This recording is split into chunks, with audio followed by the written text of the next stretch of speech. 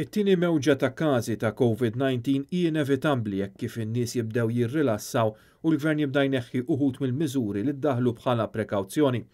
Sostna dan il-kardjologu u riċerkatur il-professur Viktor Grek f'intervista mal-ġurnal Malta Today fejn qal li ż-żieda fil-każi tibda tinħass madwar ġimagħtej wara li jitneħħew ir-restrizzjonijiet. Kompla li l-iskala ta' din it-tieni mewġa hi tal-ikbar tħassib għal professjonisti mediċi. Jekk tkun żieda qawwija f'daqqa din taf tarra s-servizz tas-saħħa u insista li hemm limiti ta' kemm wieħed jista' jippjana.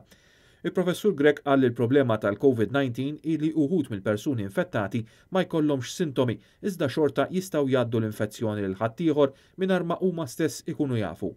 Dwar l-imxija tal-virus Malta, il-professur Grek qal li l-pajjiż s'issa ġġielet il-pandemija b'mod tajjeb dan għaliex il-pajjiż mexa fuq il-pariri tal-professjonisti mediċi. Barra minn hekk dan ir-riżultat u dovut ukoll għal fatt li sa issa il-pubbliku wkoll sema u qobda direttivi maħruġa mill-awtoritajiet tas-saħħa.